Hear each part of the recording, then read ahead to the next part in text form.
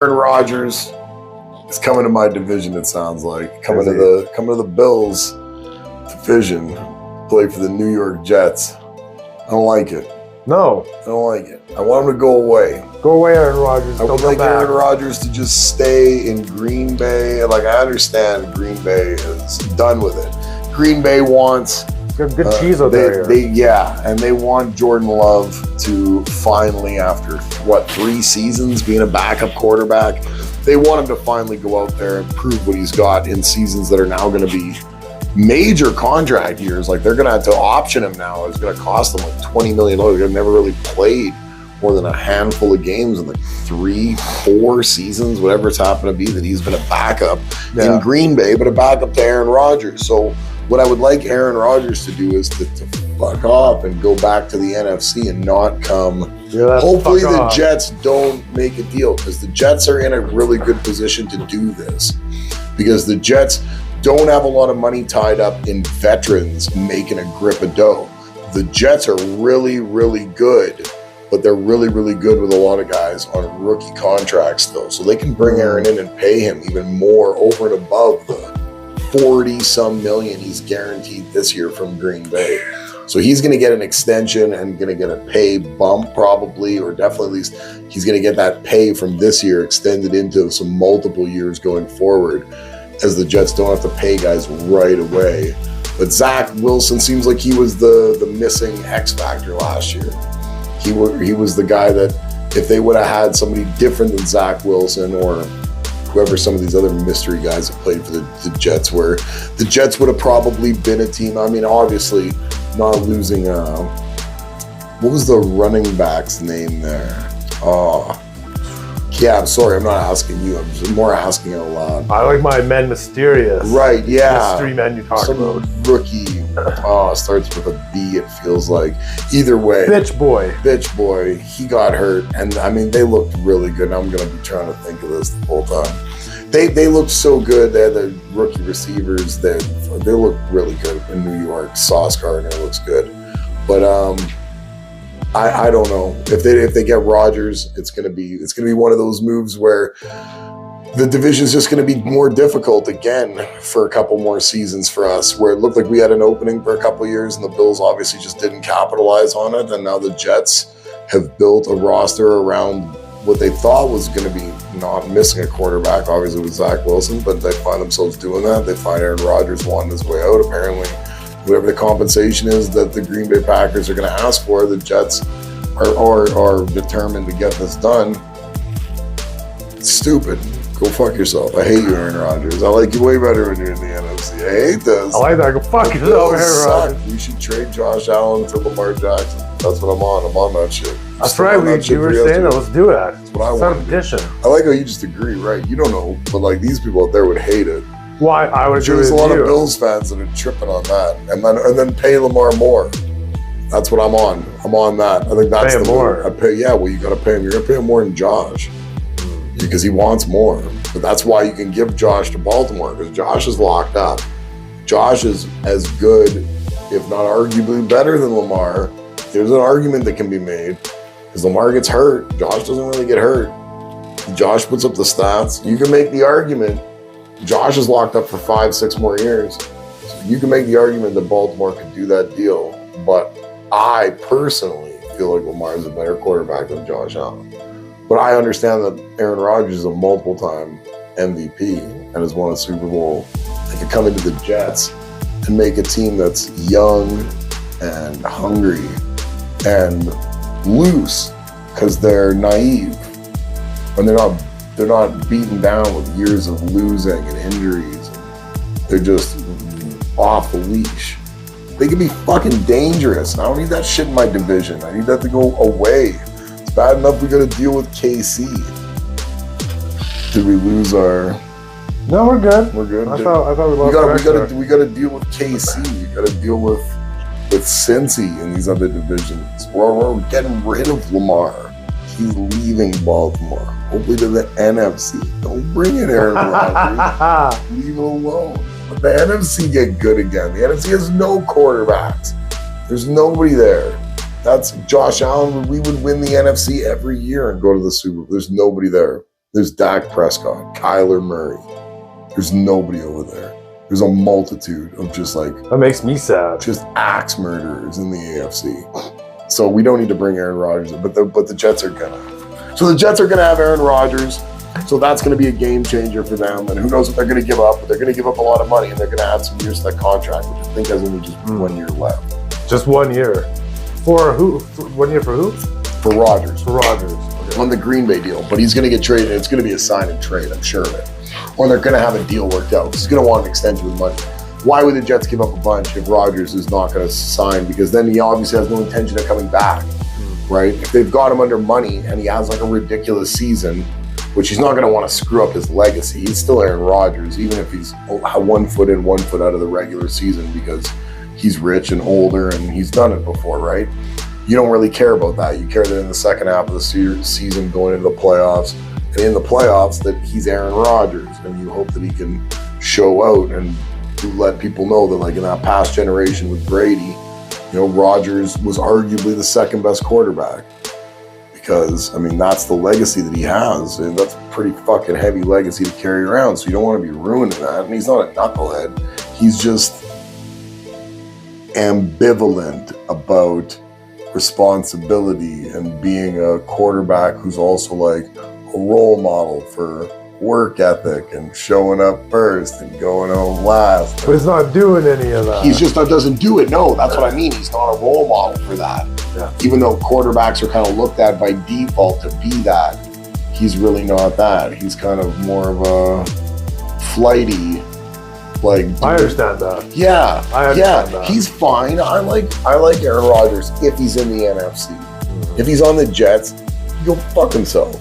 But right now, I don't. Whatever he can.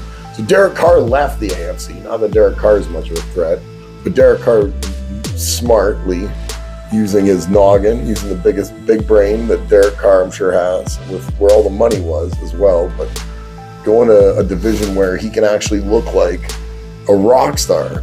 So going to the Saints, where they're going to have to restructure Michael Thomas, who's not near the receiver that he once was a few years ago. But they got Chris Olave. Kamara's on the downswing, I think, of a career too, but the Saints still have lots of pieces. They've been in a rebuild, and Carr's going to look like a stud because everybody else in that NFC South is garbage. There's no quarterback in Tampa. Tampa's got Kyle Trask right now. Like, Tampa might get a quarterback. There's quarterbacks available. Tampa might still get a QB, whether it's from the draft or from free agency, but they might just roll with Trask and decide, like, we won a Super Bowl a couple years ago with Brady. Maybe it's time we just rebuild and reset everything, and we'll see what we got in Kyle, and that's very possible. That might happen in Tampa Bay. Atlanta's got what? As of right now, they've showed no interest in Lamar. So no interest in Lamar. They did make a move on Rodgers. Not that probably Green Bay was going to send him to Atlanta, but they made no move on Lamar, which he would have went to Atlanta, I'm sure, and listened to Atlanta for sure. Like, he'd be a rock star in Atlanta. Yeah. But they didn't. So they're rocking with Desmond Ridder, it seems like. That's what it seems like in Atlanta. Is there anybody hot for Lamar right now? Well, we talked about that yesterday, and it doesn't seem like it as of right now. Yes. But I mean, that could be people just not wanting to show their hand publicly. I don't know why you wouldn't, because we talked about this yesterday. So, like, I don't know why you would. But let's finish with Carr here, and we'll talk about Lamar. So, like, and then the Panthers, which is the fourth team in that division, other than the Saints and the Bucks and the Falcons. The Panthers got that number 1 overall pick from Chicago. So they're going to pick a quarterback this year. They've got nobody there. It doesn't matter if it's Bryce Young or CJ Stroud. He's not going to outplay Derek Carr. So Carr's going to go into a situation in New Orleans where he can win a division just based on the division being so bad this year. Projected right now as of today. So Carr made a good decision because Carr was in Oakland. Or I always call him Oakland. Was in Vegas. That's how I know Oakland. It's fucking Oakland, Vegas, whatever. He's in Vegas. But it's a killing field there. Playing the Chiefs and playing the Chargers. Even the Broncos are not an easy game. As much as people clown on Wilson for last year. You know, like, now they've got Sean Payton at coach.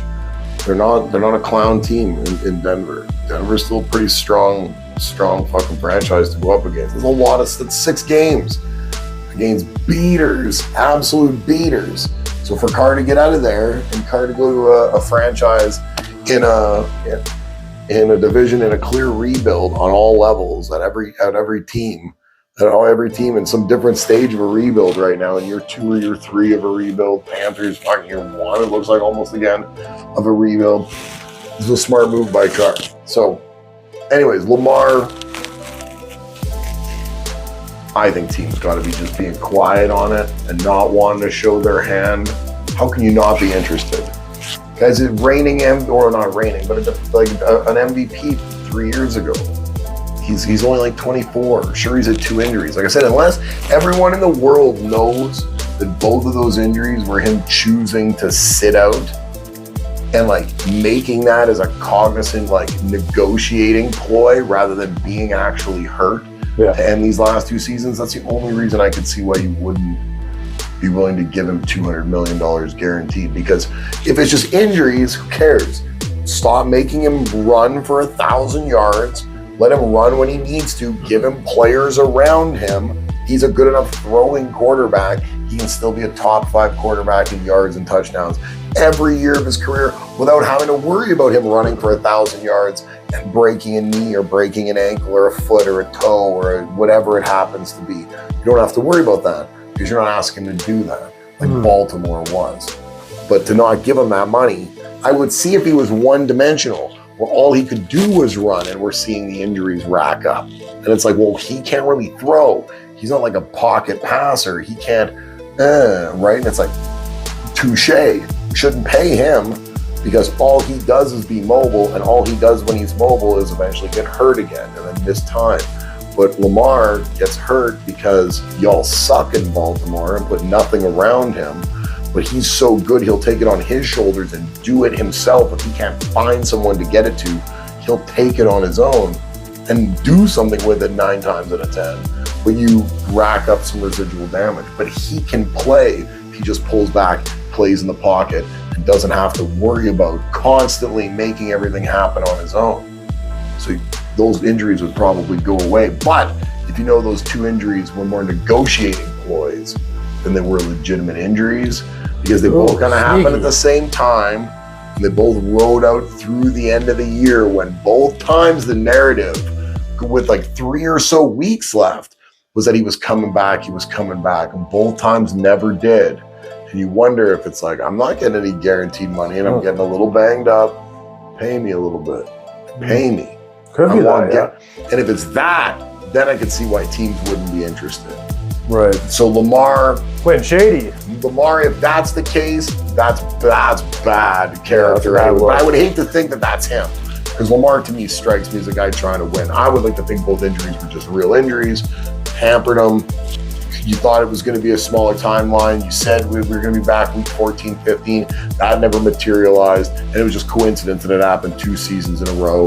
Like, don't you think he would have got paid more if he would have stayed in and won a couple of playoff games and potentially won a Super Bowl? Of course he would have.